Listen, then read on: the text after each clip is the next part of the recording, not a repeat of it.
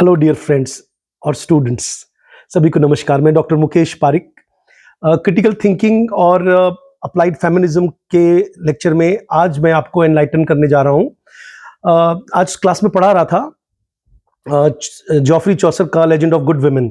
तो उसमें good women की जो डेफिनेशन आती है उसमें हम लोग क्लियोपाट्रा और लुक्रीशिया, थिस्बे और डाइडो इन सबको पढ़ रहे थे। तो some students asked me a question कि सर ये गुड वुमन का क्या कॉन्सेप्ट है।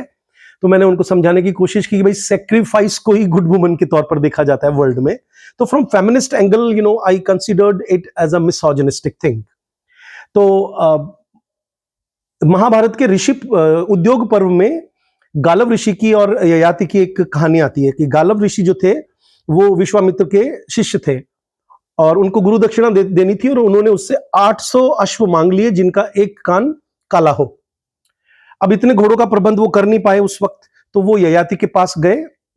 अब ययाति ने क्या किया कि अपनी लड़की माधवी जो पुत्री थी वो उनको दे दी। देखिए, विवाह नहीं किया, वो लड़की उनको दे दी। और उस लड़की को एक वरदान प्राप्त था कि वो किसी के भी साथ मतलब जब वो प्रणय संबंध में आएगी तो उसका जो वर्जिनिटी है वो वापस आ जाएगी, यानी उसका कौमार्य वापस लौट आएगा। तो अब उस विश्वामित्र जी ये गालव ऋषि ने क्या किया, अलग अलग राजाओं को, 3 से 4 राजाओं को उस मतलब माधवी को उन्होंने अर्पण किया और हर राजा से उसने पुत्र उत्पन्न किए और उन पुत्र की वजह से उसको वो घोड़े प्राप्त हुए और उन्होंने अपनी गुरु दक्षिणा पूरी की। अब ये जो कहानी है ये हम जब इसको पढ़ते हैं उद्योग पर्व के अंदर, तो बाद में ये होता है कि जो माधवी है वो शादी नहीं करती है और वो तपस्या को चुनती है। और आज जो जिसको हम बॉडी पॉलिटिक्स बोलते हैं फेमिनिज्म में, जैसे कि जिसको मैं हिंदी में समझाऊं तो स्त्री देह है, उसका जो कमोडिफिकेशन है और वो जो पेट्रियार्की है और वो जो एजेंसी है और वो जो सेक्रीफाइस है, इसको हम लोग फेमिनिस्ट पर्सपेक्टिव से देखना सिखाते हैं। और स्टूडेंट को फेमिनिज्म भी समझ में आता है कि देखो, लिटरेचर में चाहे आप कोई फिल्म ले लो, चाहे आप कोई वर्क उठा लो माइथोलॉजी का, सेक्रीफाइस को और कॉम्प्रोमाइज को ही मतलब एक गुड वुमन का कॉन्सेप्ट दिया गया है। तो आपका क्या ख्याल है इस बारे में, और क्या हमें जितने भी पंचकन्या का जो कॉन्सेप्ट है, जैसे गांधारी है उसका आंखों पे पट्टी बांधने का कॉन्सेप्ट है, या हम देखते हैं कि अब जैसे मैं कई बार स्टूडेंट से पूछता हूं कि गांधारी का पट्टी बांधना क्या वो एक कॉन्जुगल सेक्रीफाइस है या कॉन्जुगल सॉलिडेरिटी है कि भाई मेरा पति संसार नहीं देख सकता तो मैं भी नहीं देखूंगी, जबकि वो एक प्रोटेस्ट है। जैसे हम गुस्से में खाना नहीं खाते हैं, तो जब उसकी अंदर से शादी हुई होगी तो कौन सी वो खुश रही होगी। तो हम स्टूडेंट्स को सिखाते हैं कि भाई वो एक प्रोटेस्ट है, आप उसको फेमिनिज्म में प्रोटेस्ट की तरह देखिए। और इसी तरह से जैसे हमारे पास और पंचकन्या का कॉन्सेप्ट है, जैसे द्रौपदी है, या हमारे पास इतनी सारी विमेन है।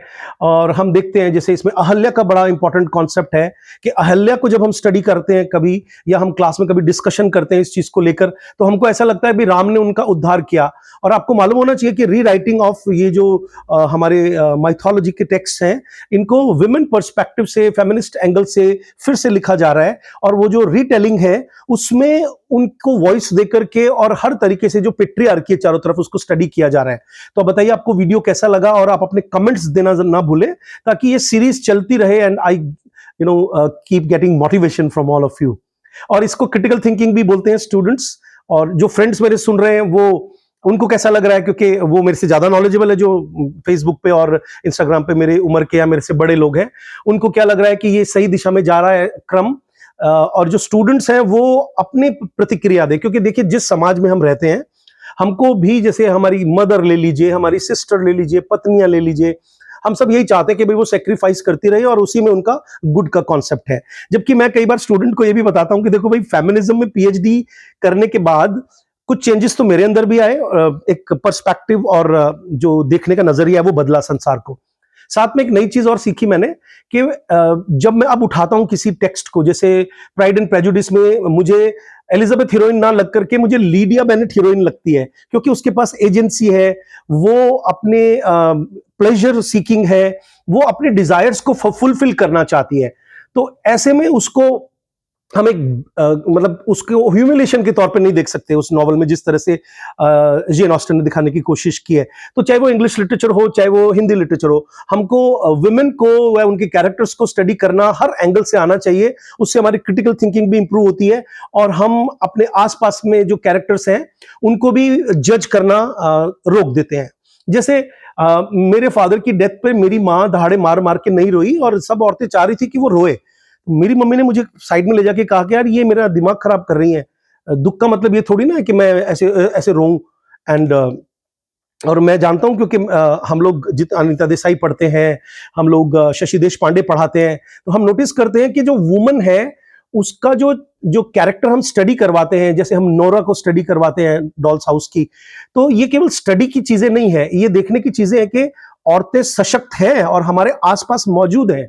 लेकिन हम चाहते हैं कि वो ढर्रे से चले, वो उस हिसाब से ही बन करके रहे जिस तरीके से हमने एक एक मोल्ड औरत के लिए गुड वुमन का जो एक सांचा हमने तैयार कर रखा है। वीडियो थोड़ी लंबी होती जा रही है, मैं माफी चाहता हूं और वाणी को विराम देता हूं। आप लोग कमेंट जरूर कीजिएगा। Thank you very much.